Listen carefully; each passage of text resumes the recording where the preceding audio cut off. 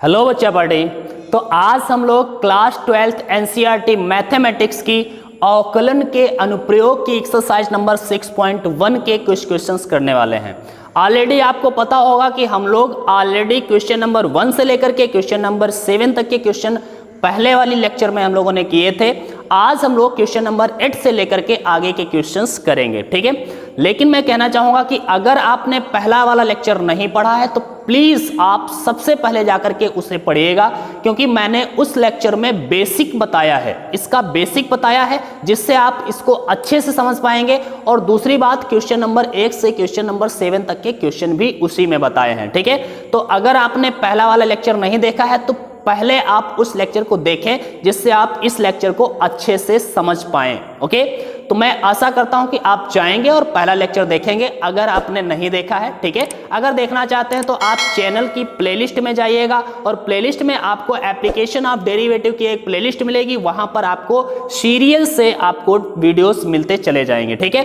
पहला लेक्चर आपको मिलेगा आज, ये दूसरा लेक्चर भी उसी में ऐड हो जाएगा, जितने भी आगे लेक्चर्स आते जाएंगे उसी प्लेलिस्ट में ऐड होते चले जाएंगे। तो मैं कहना चाहता हूं कि भाई आप जाइएगा, अगर आपने पहला लेक्चर नहीं देखा है तो सबसे पहले प्लेलिस्ट में जाइएगा और प्लेलिस्ट में आप देखिएगा एप्लीकेशन ऑफ डेरिवेटिव की एक प्लेलिस्ट मिलेगी आपको, वहां पर आप सीरियल से लेक्चर्स पा पाएंगे। क्योंकि बहुत सारे बच्चे कमेंट करते हैं सर सीरियल से मुझे वीडियोस नहीं मिलते हैं। तो सीरियल से बच्चा वीडियोस मैं तो अपलोड करता हूं, लेकिन आपको ऐसे नहीं मिलेंगे, ठीक है। आपको क्या करना होगा, चैनल में प्लेलिस्ट में पहुंचना होगा और प्लेलिस्ट में आप प्लेलिस्ट से जब देखेंगे तो आपको सीरियल से वीडियोस मिलते रहेंगे, ठीक है।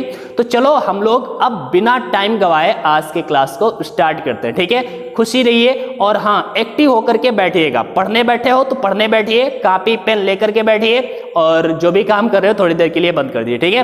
तो चलो स्टार्ट करते हैं आज की क्लास। हमें आज की क्लास में क्वेश्चन नंबर 8 से आगे के क्वेश्चंस करना है एक्सरसाइज 6.1 के, ओके। तो चलो आज की क्लास स्टार्ट करते हैं। क्वेश्चन नंबर 8 मैं पढ़ता हूं और आप भी देखिए। दिया है एक गुब्बारा जो सदैव गोलाकार रहता है, एक पंप द्वारा 900 सेंटीमीटर क्यूब गैस प्रति सेकंड भर कर फुलाया जाता है, ओके। इसके बाद बताया गया गुब्बारे की त्रिज्या के परिवर्तन की दर ज्ञात कीजिए जबकि त्रिज्या 15 सेंटीमीटर हो। आपसे क्वेश्चन जो बोला है इसकी भाषा को समझना है, और मैंने कल इसकी भाषा को समझने का मैंने पूरा सिद्धांत बताया था कि आप कैसे इसकी लैंग्वेज को समझ पाएंगे, ठीक है। तो इसीलिए मैं बार बार कह रहा हूं भाई, बार बार कह रहा हूं, आप इरिटेट ना हो। लेकिन अगर आपने लेक्चर 1 नहीं देखा है तो प्लीज उसे देखिए, क्योंकि बेसिक आपका वहीं से क्लियर होगा, ठीक है। तो चलो इसको जरा समझिएगा। इसने बोला है एक पंप द्वारा गुब्बारे को फुलाया जा रहा है और गुब्बारा गोलाकार रहता है। गोलाकार रहता है तो मतलब गोले का ही फार्मूला हमें इस्तेमाल करना होगा, गोले का पृष्ठ या गोले का आयतन जो भी हमें इस्तेमाल करना होगा वो हम करेंगे। अभी इसने दिया है 900 सेंटीमीटर क्यूब गैस प्रति सेकंड भर करके गुब्बारे को फुलाया जा रहा है। तो ये 900 सेंटीमीटर क्यूब प्रति सेकंड ये दिया क्या है एक्चुअल में, तो ये दिया है उसके आयतन में परिवर्तन की दर। ध्यान से देखिए आयतन में परिवर्तन दर कैसे हम पहचानेंगे। यहां पे दे दिया इसने 900 सेंटीमीटर क्यूब प्रति सेकंड की बात उसने की है, ठीक है। जब भी सेंटीमीटर स्क्वायर की बात करेगा, सेंटीमीटर स्क्वायर प्रति सेकंड की बात करेगा, तो वो होगा क्षेत्रफल में परिवर्तन की दर या पृष्ठीय क्षेत्रफल में परिवर्तन की दर, ठीक है। लेकिन जब सेंटीमीटर क्यूब प्रति सेकंड की बात करेगा, घात 3 दे दे, ठीक है, तो ऐसी सिचुएशन में आयतन के परिवर्तन की दर होती है, ठीक है। ये आप याद रखिएगा, क्यूब में है तो आयतन, स्क्वायर में है तो पृष्ठ, ठीक है, ओके। तो अब यहां पर ध्यान, यहां पर बोला गया 900 सेंटीमीटर क्यूब प्रति सेकंड की दर से अगर फुलाया जा रहा है तो 900 सेंटीमीटर क्यूब प्रति सेकंड की वृद्धि हो रही है उसके आयतन में। किसके? गुब्बारे के आयतन में होने वाली वृद्धि। और भैया आयतन को अगर हम v से लिखें तो आयतन में होने वाली वृद्धि को dv/dt से लिखेंगे। आप लोगों को पता होना चाहिए, कल वाले दिन हमने इसको बताया था, ठीक है। dv/dt equal to 900 centimetre cube प्रति सेकंड। कोई दिक्कत है क्या? नहीं होनी चाहिए। इसके बाद में बताया गया है गुब्बारे की त्रिज्या के परिवर्तन की दर ज्ञात कीजिए। त्रिज्या के परिवर्तन की दर, अगर त्रिज्या को r माने तो त्रिज्या के परिवर्तन की दर dr/dt होगी, जो हमें ज्ञात करनी है। और आपको दिया गया है कि जबकि त्रिज्या 15 सेंटीमीटर हो। क्या बताया गया है? त्रिज्या 15 सेंटीमीटर हो। ओके, ये आर का वैल्यू हमें डेरिवेटिव लेने के बाद में रखना होता है, आप लोगों को पता ही है। ठीक है, चलो स्टार्ट करते हैं। त्रिज्या का कोई फार्मूला नहीं होता तो त्रिज्या का फॉर्मूला नहीं लगा सकते, लेकिन आयतन का फॉर्मूला होता है। आयतन का फॉर्मूला लीजिए आप और इसको स्टार्ट करें लगाना। ठीक है, तो यहां पर हम क्या लेंगे? किसका आयतन लेंगे? घन का, घनाभ का या वृत्त का? वृत्त का कहां होता है यार, मतलब गोले का? तो हाँ भाई गोले का होगा, क्योंकि उसने बोला है गुब्बारा जो सदैव गोलाकार रहता है। तो गोले का आयतन का फॉर्मूला पता है आपको? लिखेंगे गोलाकार गुब्बारे का आयतन। गुब्बारे का आयतन आप बताइए, V बराबर में 4/3 पाई आर क्यूब। याद करिए गोले का आयतन 4/3 पाई आर क्यूब ये होता है। ओके, डेरिवेटिव लेते हैं किसके रिस्पेक्ट में? T के रिस्पेक्ट में। भैया dv अपॉन dt है, तो T के रिस्पेक्ट में होगा dv upon dt equal to 4/3 pi, इसका थोड़ी होगा डेरिवेटिव। ठीक है, इनटू में आर क्यूब का क्या हो जाएगा? 3 नीचे आएगा, आर स्क्वायर हो जाएगा। डेरिवेटिव तो आप ले ही लेते होंगे। ठीक है, इनटू में dv अपॉन dr होता तो इतना रहता, dv अपॉन dt है तो r का दोबारा होगा dr अपॉन dt भी। ओके, कल मैंने अच्छे से समझाया था सब। ठीक है, 3 से 3 कैंसल आउट हो जाएगा, dv upon dt equal to क्या होगा भैया? यहां पर होगा 4 पाई आर स्क्वायर इंटू में dr अपॉन dt। ओके, कोई प्रॉब्लम नहीं होनी चाहिए। अब देखिए इधर आ जाते हैं हम, इधर ज्यादा अच्छा लगता है। ठीक है, dv अपॉन dt का वैल्यू आपके पास है 900, लिख देंगे 900 इक्वल में 4। ओके, पाई को पाई रखिए, कोई टेंशन वाली बात नहीं है। आर कितना था? 15, तो 15 का स्क्वायर हो जाएगा और इनटू में dr अपॉन dt भाई आपको निकालना ही है, तो कुछ करना नहीं उसमें। ठीक है, अब ध्यान से देखिए 900 इक्वल में 4 इंटू 15 का स्क्वायर 225 होता है, इतना तो पता ही है सबको, 225 पाई और dr अपॉन dt। अच्छा, dr अपॉन dt आपको निकालना है ना, dr अपॉन dt निकालना है, तो dr अपॉन dt निकालना है तो इसको हम अपान में कर रहे हैं। ठीक है, अपान में कर देते हैं तो ये क्या बनेगा? 900 अपान में 225 और 4 का मल्टीप्लाई क्या होगा पता है आपको? 900 होगा ना, 900। 225 चक्कू 900 हमको पता है, आपको नहीं पता है, पता कर लो। ठीक है, और अपान में पाई भी तो आएगा, पाई, और इक्वल टू में क्या बनेगा? dr upon dt। 900 से 900 कैंसल आउट हो गया भाई, 900 से 900 कैंसल आउट हो गया, तो क्या बचेगा? dr अपॉन dt जो हमारे पास बचा है वो 1 अपॉन पाई बचा है। अब पाई का वैल्यू रखना चाहते हैं तो रख सकते हैं, नहीं रखना चाहते हैं तो ऐसे रखें, और मैं सलाह दूंगा आपको ऐसे ही रखें 1 अपॉन पाई। ठीक है, अब यूनिट इसका क्या होगा? तो रेडियस है, रेडियस में घात बात नहीं होती, केवल सेंटीमीटर पर सेकेंड होगा, सेंटीमीटर पर सेकेंड। अगर क्षेत्रफल होता है da अपॉन dt तो सेंटीमीटर स्क्वायर पर सेकेंड, dv अपॉन dt होता है तो सेंटीमीटर क्यूब प्रति सेकंड। ओके, तो ये आप समझते हैं। चलो, मेरे ख्याल से आपको ये समझ में आया होगा। नोट करना है, जल्दी से नोट करिए या फिर स्क्रीनशॉट मारिए और हम आगे बढ़ते हैं। ओके, चलो क्वेश्चन नंबर 9। क्वेश्चन नंबर 9, ज्यादा से ज्यादा क्वेश्चन करने के आज प्रयास करेंगे। ठीक है, चलो क्वेश्चन नंबर 9। क्वेश्चन नंबर 9 अब जल्दी से समझने का प्रयास करें, ध्यान से देखिए। एक गुब्बारा जो सदैव गोलाकार रहता है, फिर वही बात बोली गई है। उसके बाद बोला गया है जिसकी त्रिज्या परिवर्तनशील है। त्रिज्या परिवर्तनशील है मतलब बड़ा हो रहा है, धीरे धीरे बढ़ाया जा रहा है उसको। ठीक है, त्रिज्या परिवर्तनशील है। त्रिज्या के सापेक्ष बताया गया है, त्रिज्या के सापेक्ष आयतन के परिवर्तन की दर ज्ञात कीजिए। त्रिज्या के सापेक्ष मतलब dr नीचे रहना है, जिसके सापेक्ष होता है वो नीचे, मैंने कल समझाया था आपको।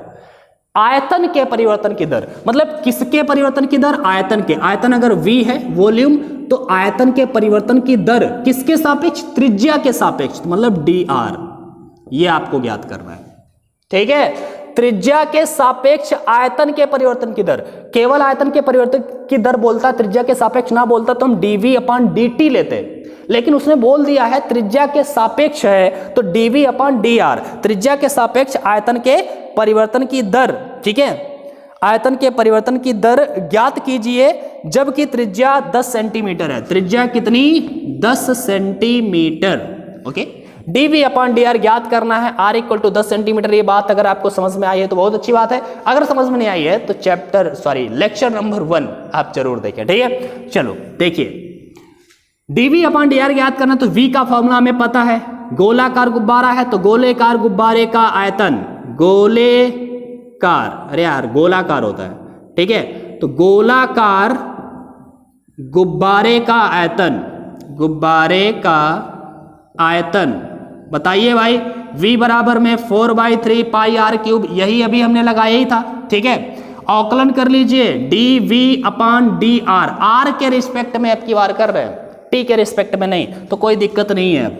4/3 पाई ऐसे ही रहेगा, r क्यूब का 3r² हो जाएगा, ठीक है। अब dr अपॉन dt नहीं करना, क्यों नहीं करना, क्योंकि ये r के रिस्पेक्ट में है, ठीक है, तो कोई दिक्कत ही नहीं है। dv upon dr equal to 3 से 3 cancel out, 4 pi r², put the value of r का वैल्यू अब रख दीजिए। देखो r का वैल्यू यहाँ पे नहीं रखना है आपको, मैंने बताया था हमेशा जो वैल्यू रखेंगे वो डेरिवेटिव लेने के बाद में रखा जाएगा। Okay, so dv upon dr equal to क्या हो गया, 4 पाई r का वैल्यू है 10 का स्क्वायर। ओके, तो ये बन जाएगा 4 पाई इंटू 10 का स्क्वायर हो गया भैया 100, और 100 और 4 का मल्टीप्लाई 400 पाई। ओके, 400 पाई आंसर आ गया। dv अपॉन dr क्या आया, dv अपॉन dr आपका आ गया 400 पाई, 400 पाई, पाई का वैल्यू मैं सलाह दूंगा आप ना रखें, ठीक है, 400 पाई, ठीक है।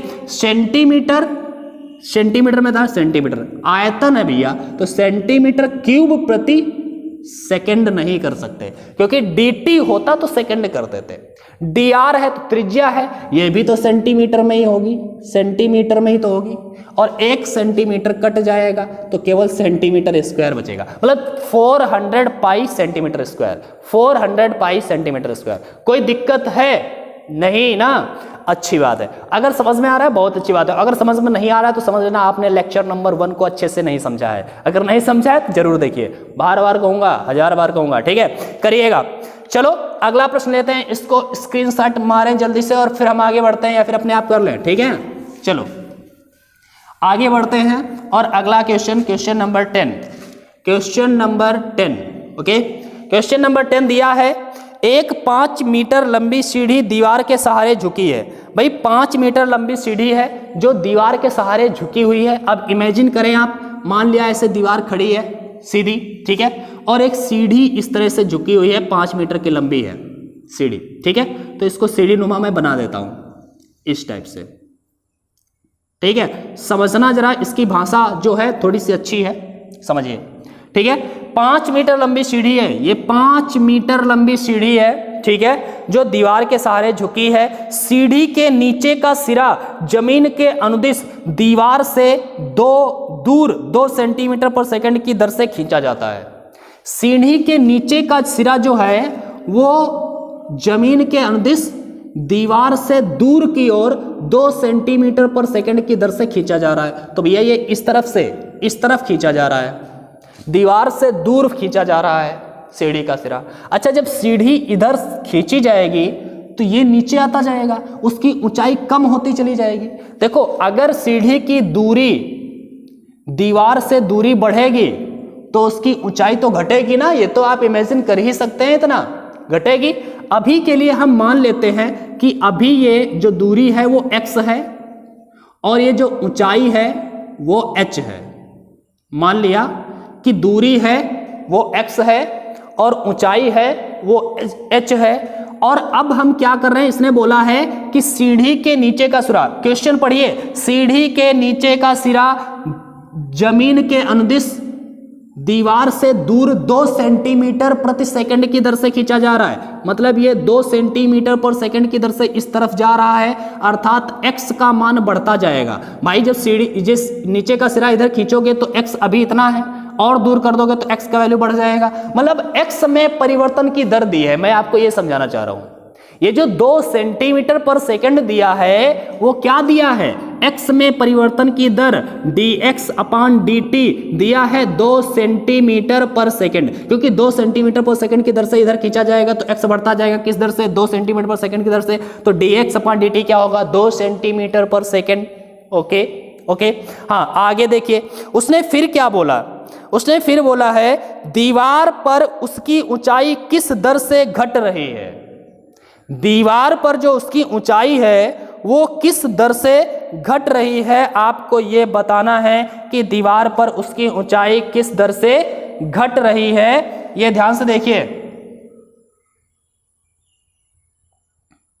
बच्चा, मेरे ख्याल से घट रही है, एक क्वेश्चन नंबर 7 में भी आया था घट रही है वर्ड, और मैंने वहाँ पे माइनस नहीं लिया था कल वाली क्लास में, शायद मुझसे मिस्टेक हो गई है। तो एक बार मैं क्वेश्चन नंबर 7 अभी मैं बाद में अभी दोबारा लगा के दिखा दूंगा, ठीक है, क्योंकि मुझे लग रहा है कि मैंने कल गलत कर दिया था, मैंने घट रही है वर्ड ध्यान नहीं दिया, इस वजह से गलत हो सकता है। मुझे लग रहा है कि मैंने घट रही पर ध्यान नहीं दिया था, ठीक है। अभी मैं चेक कर लूंगा, कोई बात नहीं है, अभी आप इस पर ध्यान दें, ठीक है। ये तो बढ़ रही है, ये दीवार पर किस दर से घट रही है, ये तो घट रही होगी ना। ऊंचाई किस दर से घट रही है, मतलब dh/dt, ऊंचाई के घटने की दर आपसे पूछा गया है। ये जो घटने की दर है तो ये माइनस में आएगी, ठीक है। तो घटने की दर आपसे पूछी गई है, ठीक। अब आपको क्या करना है, और आगे कुछ दिया है क्या, दिया है जबकि सीढ़ी के नीचे का सिरा दीवार से 4 मीटर दूर है। सीढ़ी के नीचे का सिरा दीवार से कितनी दूर है, 4 मीटर दूर है, मतलब x का वैल्यू दे दिया है 4, ये वैल्यू दिया है 4, ओके। अब आप ध्यान से देखिए, ये 5 है, ये 4 है x का वैल्यू, तो h का वैल्यू क्या होगा, पाइथागोरस थ्योरम से आप निकाल सकते हैं। ये 4 है, ये 5 है, तो ये 3 होगा। h का वैल्यू क्या होगा, 3 होगा, निकाल सकते हैं ना पाइथागोरस थ्योरम से, आप निकाल लेना, ठीक है। अब ध्यान से देखिए, यहाँ पे आप कौन सा फॉर्मूला लगाएंगे, कोई फॉर्मूला नहीं है, तो हम पाइथागोरस थ्योरम का इस्तेमाल करते हैं। पाइथागोरस थ्योरम क्या है, पाइथागोरस थ्योरम क्या है भैया, पाइथागोरस थ्योरम क्या है, पाइथागोरस थ्योरम, प्रमेय जिसे बोलते हैं, ठीक है, ओके। क्या होता है, कर्ण स्क्वायर बराबर लंब स्क्वायर पर आधार स्क्वायर, ठीक है। क्या होता है, कर्ण स्क्वायर बराबर लंब स्क्वायर प्लस आधार स्क्वायर, ठीक है। कर्ण का वैल्यू बताइए 5, तो 5 का स्क्वायर इनटू में लंब का वैल्यू बताइए h का स्क्वायर, 3 नहीं लिखना, वो 3 और 4 अभी नहीं लिखना है, क्यों, क्योंकि ये वैल्यू जो है वो हमें बाद में रखने हैं, अवकलन करने के बाद में, ठीक है। h स्क्वायर प्लस आधार कितना है x, तो x स्क्वायर, ओके। अब ये रखिए, 5 का डेरिवेटिव लेंगे तो 0 हो जाएगा, कोई भी भैया अचर वैल्यू है उसका डेरिवेटिव 0 है, ठीक है। h स्क्वायर का 2h हो जाएगा और dh/dt हो जाएगा, ठीक है। x स्क्वायर का 2x तो हो ही जाएगा और फिर dx/dt हो जाएगा, इसमें कोई दिक्कत नहीं होनी चाहिए, मेरे ख्याल से आपको नहीं होनी चाहिए, ठीक है।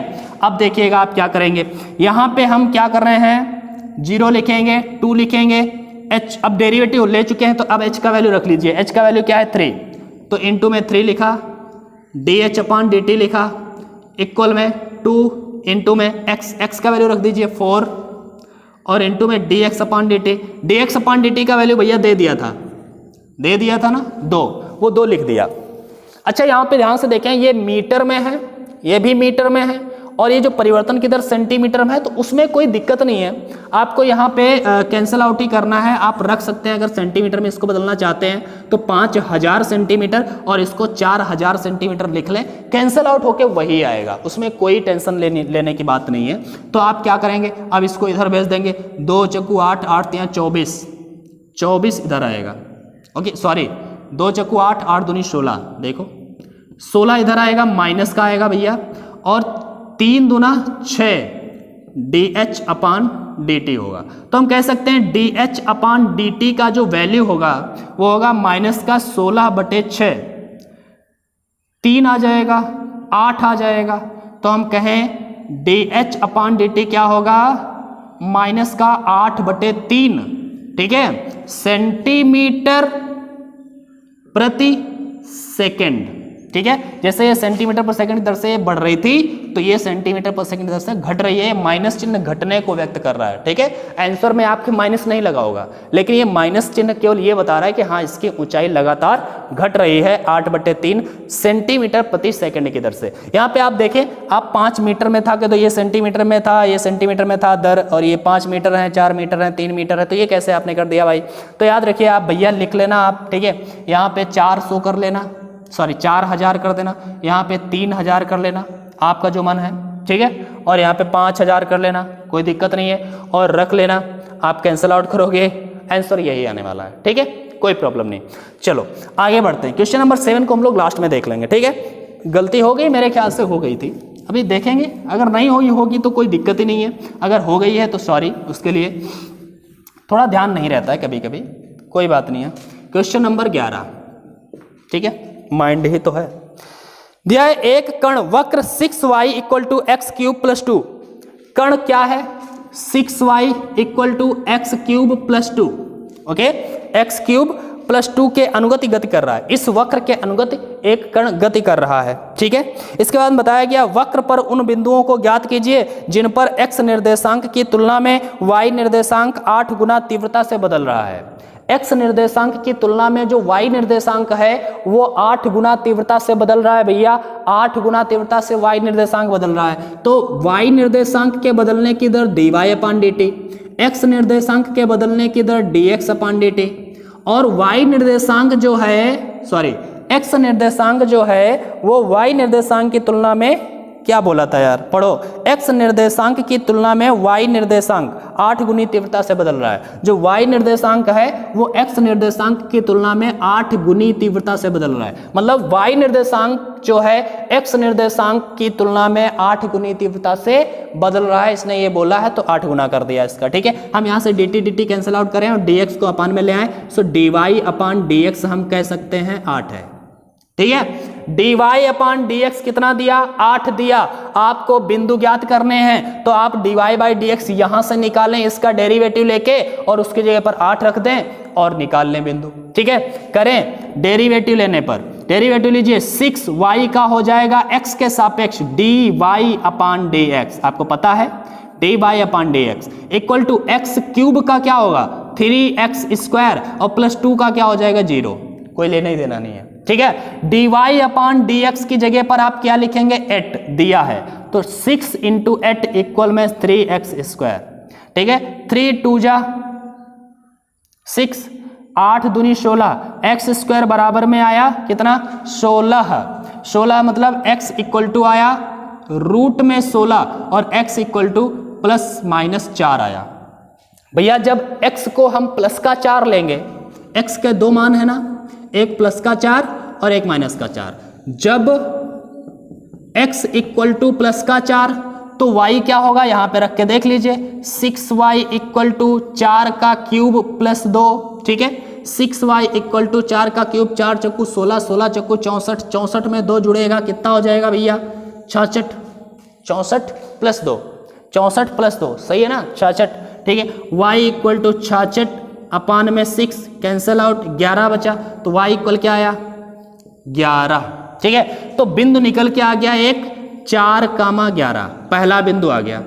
दूसरा बिंदु आएगा जब हम x बराबर -4 मानेंगे, x बराबर -4 भी है, तब यहाँ पे आइए 6y = -4 का क्यूब होगा +2, अब की बार 6y = -64 में 2 जुड़ेगा, -62 बटे में 6, y = होगा -62 अपान में 6, ओके।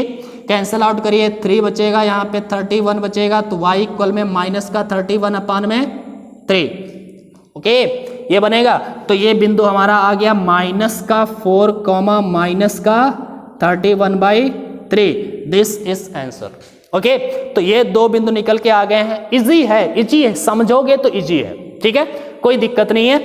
आगे बढ़ते हैं और अगला हमारा क्वेश्चन नंबर, इसको स्क्रीनशॉट ले लीजिए जल्दी से, ठीक है। और हम देखते हैं क्वेश्चन नंबर 12 को, ठीक। अच्छे से पढ़ाई करते रहिए, अपने आप जरूर करके देखिएगा, मेरे भरोसे केवल मत रहना है। आप जितना उसको सॉल्व करेंगे उतना ही ईजी आपको हो जाएगा, ठीक है। तो अपने आप जरूर करिए। और भैया अगर ये वीडियो पसंद आए, ठीक है, अगर आप यहाँ से कुछ सीख रहे हैं तो लाइक करिए और शेयर ज़रूर करिए, क्योंकि बहुत सारे बच्चे ऐसे हैं जो वीडियोस तो देखते हैं लेकिन सब्सक्राइब नहीं करते हैं। तो भाई उनसे मैं कहता हूँ, रिक्वेस्ट करता हूँ कि सब्सक्राइब करिए, क्योंकि मुझे मोटिवेशन मिले। इस समय वीडियोस पर थोड़े कम व्यू आ रहे हैं तो मुझे थोड़ा सा अच्छा नहीं लगता है। आप लोग शेयर करेंगे, आप लोग सपोर्ट करेंगे तो मुझे भी अच्छा लगेगा और मैं आपके लिए ऐसे ही कंटिन्यूसली आपको पढ़ाता रहूँगा, ठीक है। तो थोड़ा सा सपोर्ट की आवश्यकता है, आप सपोर्ट करें, उम्मीद करता हूं। अगला देखते हैं question number 12, okay. Question number 12 दिया है एक हवा के एक बुलबुले की त्रिज्या 1/2 सेंटीमीटर पर सेकंड की दर से बढ़ रही है। बुलबुले की त्रिज्या के बढ़ने की दर दी है, कितनी? त्रिज्या के बढ़ने की दर मतलब dr/dt दी है कितनी? 1/2 सेंटीमीटर पर सेकंड की दर से। तो मतलब त्रिज्या मतलब r के बढ़ने की दर dr/dt कितनी दी है? 1/2 सेंटीमीटर पर सेकंड की दर से बढ़ रही है। आगे बोला है बुलबुले का आयतन किस दर से बढ़ रहा है? आयतन किस दर से बढ़ रहा है? मतलब dv, आयतन v, dv/dt मतलब आयतन के बढ़ने की दर आपसे पूछी गई है। आयतन किस दर से बढ़ रहा है? जबकि त्रिज्या 1 सेंटीमीटर है, जबकि त्रिज्या कितनी? 1 सेंटीमीटर। भैया आयतन का फॉर्मूला लगा लो। बुलबुले का आयतन, बुलबुला कैसा होता है? गोल, गोल, गोले का आयतन, ठीक है। तो लिखेंगे बुलबुले का आयतन, बुलबुले, बुलबुले का आयतन, ओके। बुलबुले का आयतन v बराबर में 4/3 पाई r क्यूब, यही होगा ना, ठीक है। तो लिखिए dv/dt इक्वल में 4/3 पाई r क्यूब का होगा 3r² और dr/dt, ओके। 3 से 3 कैंसल आउट, dv/dt इक्वल में बनेगा 4 पाई r² इंटू में dr/dt। सारे वैल्यूज आपको दिए गए हैं। dv/dt इक्वल टू 4 पाई, ऐसे रखें, r का वैल्यू है 1, तो 1 का स्क्वायर इंटू में dr/dt कितना है? 1/2, 1/2, 2 2 जा 4, dv/dt इक्वल में 2 पाई इंटू में 1 का स्क्वायर 1 ही होता है भाई। सो dv/dt इक्वल टू 2 पाई। अब भैया ये आयतन है तो सेंटीमीटर क्यूब प्रति सेकंड, ओके। सो 2 पाई सेंटीमीटर क्यूब प्रति सेकंड। पाई का वैल्यू आप रखना चाहते हैं तो रख लीजिए, ठीक है। कैलकुलेशन में देखो गड़बड़ हो सकता है, जैसे क्वेश्चन नंबर 7 में मुझे लग रहा है कि शायद मैंने ध्यान नहीं दिया था, हो सकता है मैंने सही भी बताया हो, ठीक है। मुझे आज जैसे ही मैंने कमी वाला वर्ड पढ़ा तो मुझे याद आया यार कल ऐसा कोई वर्ड हमने ध्यान नहीं दिया था, ठीक है। तो कोई बात नहीं है, कैलकुलेशन में फॉल्ट हो सकती है, अगर हो गई है तो कोई दिक्कत नहीं है, हम इसको सुधार कर देंगे, ठीक है। अभी लास्ट में बता देंगे क्वेश्चन नंबर 7 को दोबारा, ठीक। क्वेश्चन नंबर 12 के बाद क्वेश्चन नंबर 13, ठीक है। क्वेश्चन नंबर 13 आप इन्हें अपने आप करके देखेंगे। क्वेश्चन नंबर 13 क्या दिया है इसको भी पढ़ते हैं, ठीक। दिया है एक गुब्बारा जो सदैव गोलाकार रहता है। भैया गोले का ही हमें फॉर्मूला इस्तेमाल करना है। गुब्बारा सदैव गोलाकार रहता है जिसका परिवर्तनशील व्यास दिया है। परिवर्तनशील व्यास क्या दिया है? परिवर्तनशील व्यास मतलब व्यास को अगर हम डायमीटर बोले तो d से व्यक्त करेंगे, ठीक है, d। तो परिवर्तनशील व्यास दिया है, इसने क्या दिया है? ये d बराबर में दिया है भैया 3/2 इंटू में क्या दिया भाई? 2x+1, okay.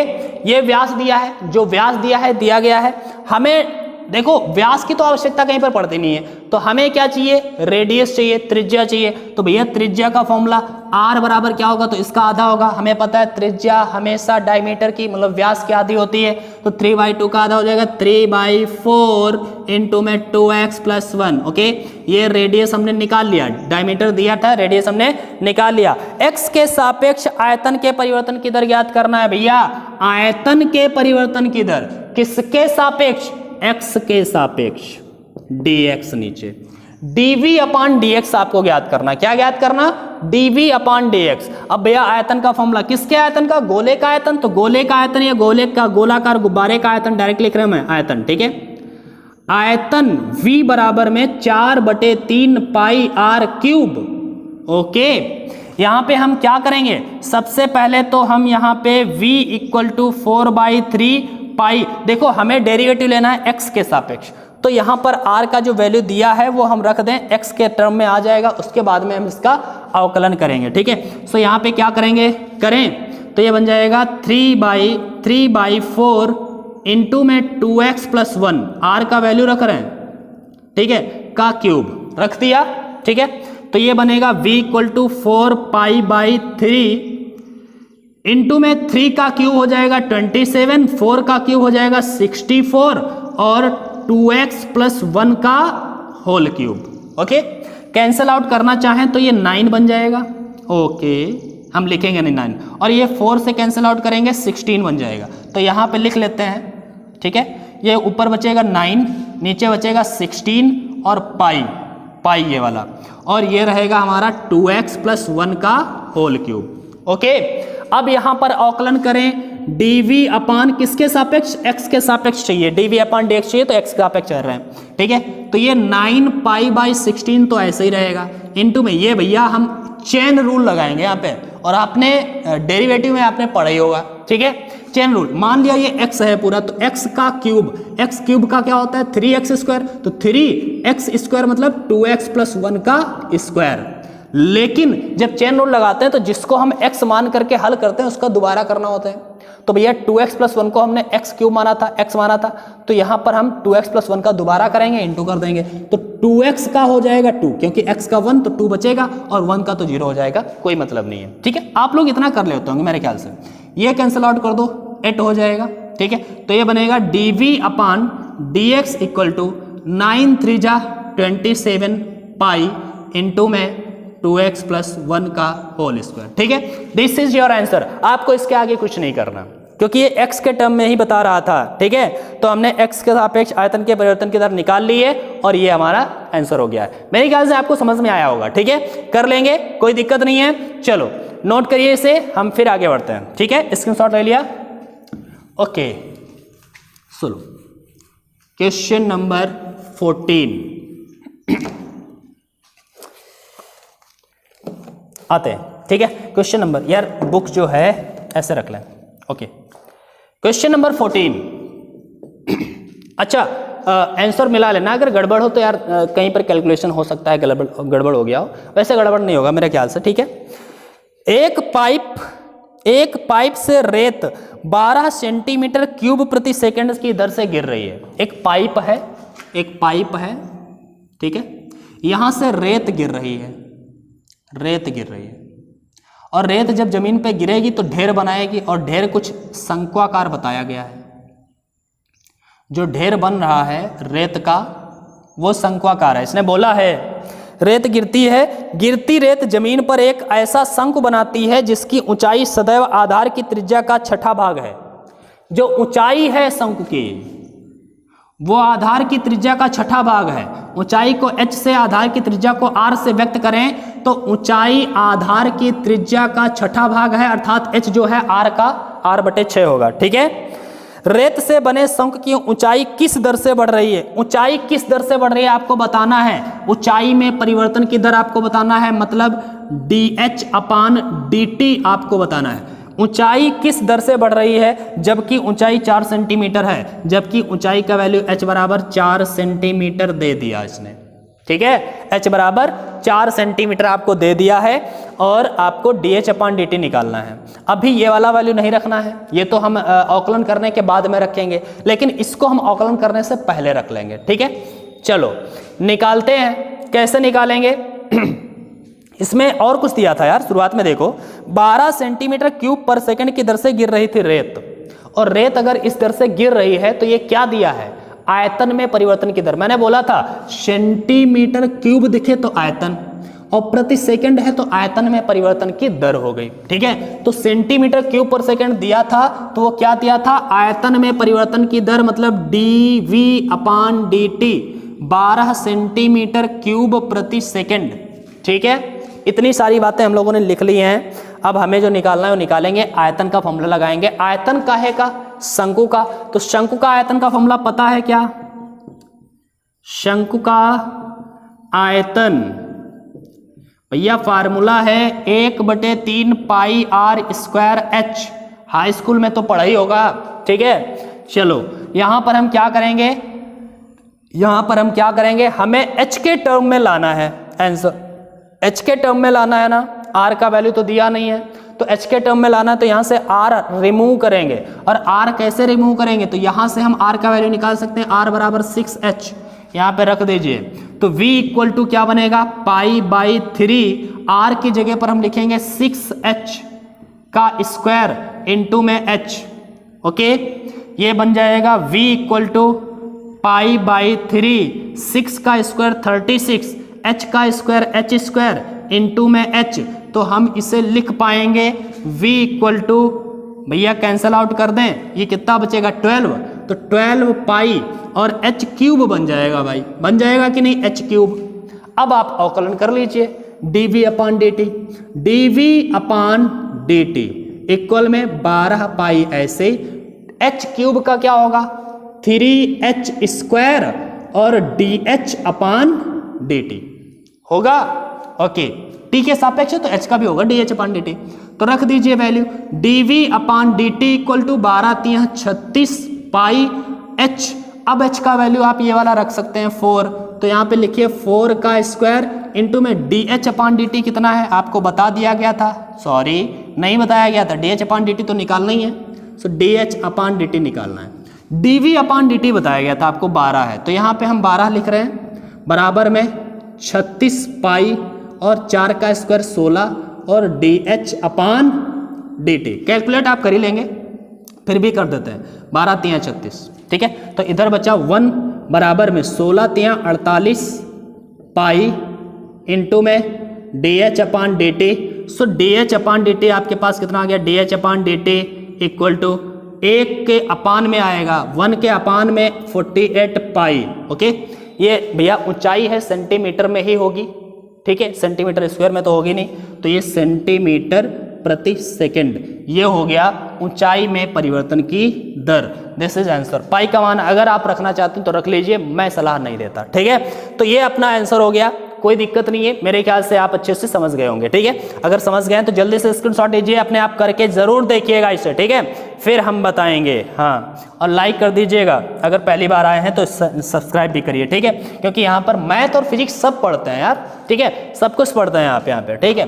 Question number 15, question number 15 देखेंगे। चलो क्वेश्चन नंबर 15 देखते हैं। क्वेश्चन नंबर 15 में क्या दिया है, एक वस्तु, एक बार टाइम देख लेता हूं, ठीक है। अगर ज़्यादा बड़ा वीडियो हो रहा होगा तो फिर यहीं पर रोक लेंगे, अभी चलो ठीक है, टाइम है, चल जाएगा काम, अभी कुछ समय है हम लोगों के पास। 50 से 55 मिनट का वीडियो रखेंगे और उम्मीद है कि सारे क्वेश्चन हम लोग कर लेंगे इतने में, चैप्टर ये ख़त्म कर देंगे, चैप्टर नहीं एक्सरसाइज। क्वेश्चन नंबर 15, ठीक है, दिया है एक वस्तु की x इकाई के उत्पादन से संबंध कुल लागत cx रुपए में दी गई है, cx ये लागत दी गई है और वैल्यू दिया क्या है 0.007x क्यूब, ओके, माइनस में 0.003x स्क्वायर और प्लस में 15x और प्लस में है 4000, ओके, ये दी है। से प्रदत्त है सीमांत लागत ज्ञात कीजिए जबकि 17 इकाइयों का उत्पादन किया गया है। मतलब 17 इकाइयों का उत्पादन किया गया, मतलब x का वैल्यू इसने 17 बोला है और सीमांत लागत आपको ज्ञात करना है। क्या ज्ञात करना है, सीमांत लागत आपको ज्ञात करना है, सीमांत लागत ज्ञात करना है। इसका अर्थ आप टेंशन ना लें, c' आपको ज्ञात करना है। c' का मतलब है इसका डेरिवेटिव आपको लेना है, ओके, कोई दिक्कत नहीं है, कर लेते हैं। कैसे करेंगे, तो यहाँ पर c' करें, c', ओके, इक्वल टू यहाँ पे देखिए 0.007 ऐसे रहेगा, x क्यूब का हो जाएगा 3x स्क्वायर, माइनस में 0.003 ऐसे रहेगा, x स्क्वायर का हो जाएगा 2x, प्लस 15x का हो जाएगा 1, ठीक है, इंटू में 1, और 400 का क्या हो जाएगा 0, ठीक है, c'। अब x का वैल्यू अगर हम 17 रख दें, क्योंकि डेरिवेटिव हम ले चुके हैं तो अब हम x का वैल्यू पुट कर सकते हैं, ठीक है, रख दीजिएगा। तो ये क्या बन जाएगा 0, इसको मल्टीप्लाई कर दें तो ये बनेगा 0.773 0.021, ओके। x का वैल्यू है 17 का स्क्वायर, माइनस में ये हो जाएगा 3 दूना 6 0.006 इंटू में 17 और प्लस 15 और 0 से कोई मतलब है नहीं, ठीक है। c' इक्वल टू 17 इक्वल में 0.021 17 × 289 होता है, सही मैंने बोला क्या, सही होगा तो ठीक है, 17 चक्का। अब आप ये कैलकुलेशन कर लेना, ठीक है, जोड़ घटा लेना और आप जो भी आंसर लाएंगे वही आंसर होगा, ठीक है। आपको बताना है, कमेंट करके यार इसका आंसर आप लोग बताइएगा, ठीक है। इतना कैलकुलेशन करना है, छोटा सा है, बस गुणा करनी है इसकी, इनकी गुणा कर लेनी है और ऐड कर लेना है। भैया इसको घटाना है, इन दोनों को ऐड करना है, ये माइनस होगा, ठीक है। चलो आगे बढ़े क्वेश्चन नंबर 16 की ओर। थोड़ा हम सोच रहे हैं कि एक्सरसाइज आपको ये आज खत्म कर दी जाए, ठीक है। अगला क्वेश्चन है क्वेश्चन नंबर 16। क्वेश्चन नंबर 16 क्या दिया है भाई? दिया है किसी उत्पादन की x इकाइयों की विक्रय से प्राप्त कुल आय rx रुपए में दी गई है। rx दिया गया है, क्या दिया गया है? 13x² प्लस 26x प्लस 15, ठीक है, से प्रदत्त सीमांत आय ज्ञात कीजिए। सीमांत आय यहां पर भी ज्ञात करना है, सीमांत आय ज्ञात करना है, मतलब r डैश x ज्ञात करना है, इसका भी डेरिवेटिव ज्ञात करना है। जबकि x equal to 7, x equal to क्या दे दिया? 7। वैसे ही है, आराम से आप कर सकते हैं अपने आप, फिर भी मैं कर देता हूं। r dash x equal to ये हो जाएगा 13x² का 2x प्लस 26x का हो जाएगा 1 और 15 का 0, डेरिवेटिव होगा ना। तो भैया r dash x, r dash और x का वैल्यू है 7 तो रख देते हैं, ये हो जाएगा 13 दूना 26 और x का वैल्यू 7 प्लस 26 प्लस 0, 0 हटाओ यार, ठीक है। तो r डैश 7 इक्वल टू क्या आएगा? 26 और 7 का मल्टीप्लाई, 7 6 42 का 2 और 7 दूनी 14, 14 और 4 18। सही मैंने बोला भाई? देखो कैलकुलेशन में गलत हो जाए, जोड़ घटाने में गलत हो जाए तो हमारी गलती मत देना, मुझसे अक्सर हो जाता है ये, ठीक है। ये हो गया हमारा सीमांत आय, ओके, कोई दिक्कत नहीं है, इतने रुपए में, बात क्लियर है। क्वेश्चन नंबर 17 और 18 जल्दी से देख लेते हैं। चलो क्वेश्चन नंबर 16 हो गया, चलो आगे चलते हैं। क्वेश्चन नंबर 17, प्रश्न नंबर 17 में दिया है एक वृत्त की त्रिज्या r बराबर 6 सेंटीमीटर है। वृत्त की त्रिज्या r बराबर 6 सेंटीमीटर है। r के सापेक्ष क्षेत्रफल में परिवर्तन की दर बताना है। r के सापेक्ष क्षेत्रफल में परिवर्तन की दर, मतलब क्षेत्रफल में परिवर्तन की दर r के सापेक्ष, मतलब dr नीचे रहेगा, बताना है आपको। तो भैया वृत्त है तो वृत्त का क्षेत्रफल का फॉर्मूला क्या होगा? क्षेत्रफल का फॉर्मूला है a बराबर पाई r स्क्वायर, आपको पता है वृत्त का क्षेत्रफल। dA अपॉन dr आपको निकालना है, r के सापेक्ष करना तो कोई टेंशन नहीं है, पाई ऐसे रहेगा, r स्क्वायर का 2r, dr अपॉन dt करना नहीं है क्योंकि t है नहीं है पे, ठीक है। सो dA अपॉन में dr इक्वल में 2 पाई और r का वैल्यू है 6, तो इंटू में 6 दूनी 12 पाई हो जाएगा सेंटीमीटर, ओके, 12 पाई सेंटीमीटर ये हो जाएगा। ऑप्शन नंबर बी बिल्कुल करेक्ट है, ओके। क्वेश्चन नंबर अगला देखते हैं, क्वेश्चन नंबर 18। 17 हो गया, इजी है, ऑप्शनल क्वेश्चन है भाई, इतना इजी होगा ही, ठीक है। क्वेश्चन नंबर कौन सा हम देख रहे हैं अब? क्वेश्चन नंबर 18 देख लेते हैं। दिया है एक उत्पाद की x इकाइयों के लिए प्राप्त कुल आय रुपए में, दिया है rx इक्वल टू दिया है 3x² प्लस 36x प्लस 5 से प्रदत्त है। जब x बराबर 15 है तो सीमांत आय बताना है, x बराबर 15 है तो सीमांत आय बताना है, मतलब उसी प्रकार से करना है, r डैश x निकालना है आपको, ठीक है। 3x² का 2x प्लस 36x का 1 हो जाएगा, 5 का 0 हो जाएगा, आप इतना समझ सकते हैं, ठीक है। r dash x equal to भैया 3 दूना 6, x का वैल्यू रख दीजिए अब 15 plus 36, r dash x equal to 15 छक्का 90 और प्लस 36 और जोड़ दीजिए 90 और 36 126 हो जाएगा। Option number D is the correct answer, okay. तो मेरे ख्याल से आपको ये अब बात पूरी समझ में आ गई होगी। अच्छा क्वेश्चन नंबर 7 एक बार देख लेते हैं। पिछली वाली क्लास में मुझे लग रहा है कि मैंने ध्यान नहीं दिया था, हो सकता है ध्यान दिया हो, कोई बात नहीं है। क्वेश्चन नंबर 7 को भी हम लोग देख लेते हैं और फिर एक्सरसाइज को हम यहीं पर समाप्त करते हैं, ओके। क्वेश्चन नंबर 7, एक आयत की लंबाई 5 सेंटीमीटर पर सेकेंड की दर से घट रही है। देखो आयत है, आयत की लंबाई जो है हमने मान लिया, लंबाई को उसने x बोला था, ठीक है, लंबाई x है, चौड़ाई y है, तो उसने बोला है लंबाई 5 सेंटीमीटर पर सेकंड की दर से घट रही है, अर्थात हम कह सकते हैं कि dx अपॉन dt लंबाई के घटने की दर दी है 5 सेंटीमीटर पर सेकंड, 5 सेंटीमीटर प्रति सेकंड। अब भैया घटने की दर दी है तो माइनस का 5 सेंटीमीटर पर सेकंड, उसमें माइनस लिखा नहीं है लेकिन घट रही है बोल दिया है, तो माइनस का 5 सेंटीमीटर पर सेकंड लिखना होगा। मेरे ख्याल से मैंने कल यही नहीं किया था, ठीक है, अगर किया होगा तो अच्छी बात है, अगर माइनस नहीं लिया था तो अब मैं आपको बता रहा हूं, सॉरी कल मैंने जो गलत बता दिया, ठीक है। आगे मिनट नहीं है, सॉरी सेकंड नहीं है, मिनट है, ओके।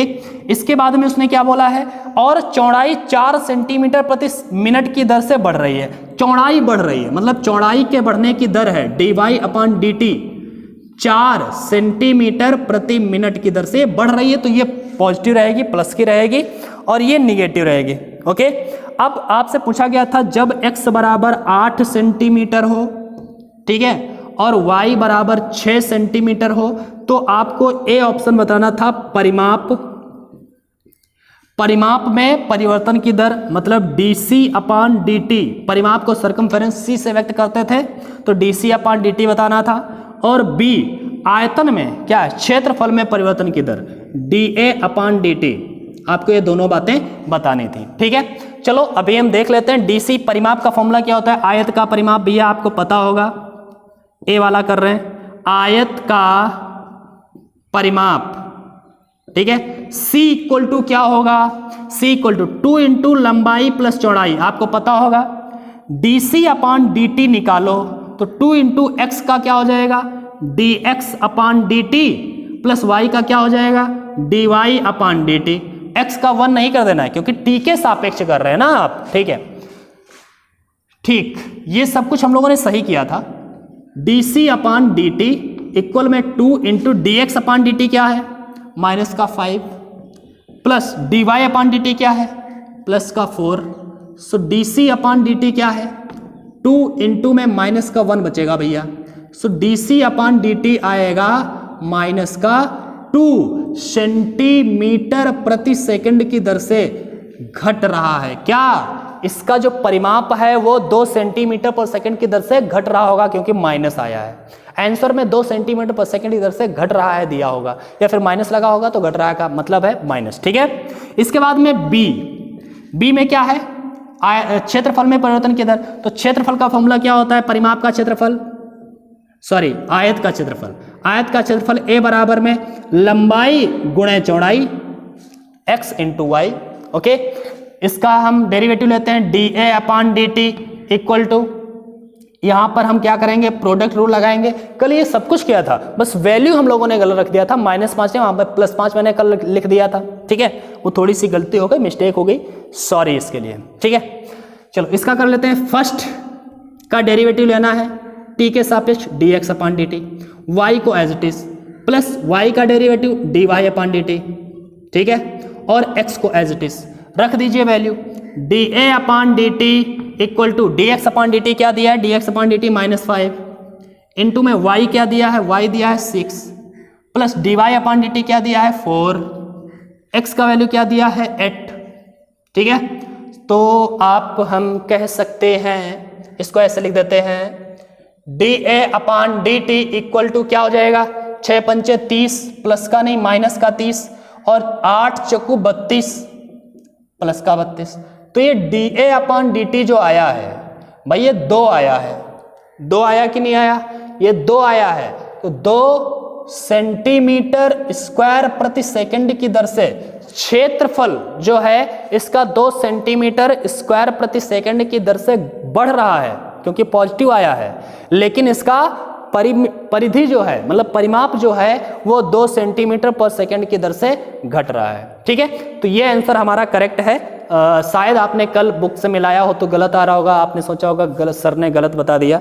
सॉरी बच्चों, कभी कभी ऐसा हो जाता है। ठीक है, उसमें ज़्यादा दिमाग नहीं लगाना यार, ठीक है, कोई दिक्कत नहीं है। ठीक है, तो आज की क्लास में बस इतना ही रखते हैं, और आपसे कहना चाहूँगा कि अगर लाइक नहीं किया है अभी तक इस वीडियो को लाइक कर दीजिए, शेयर नहीं किया तो शेयर जरूर करिए। अगर आप पहली बार आए हैं तो इस चैनल को सब्सक्राइब करिए, और हाँ, पहला वाला लेक्चर अगर नहीं देखा था तो उसे जल्दी से देख लीजिएगा। ठीक है, फिर हम मिलते हैं नई क्लास में नई एक्सरसाइज के साथ में, तब तक के लिए गुड बाय, बाय बाय।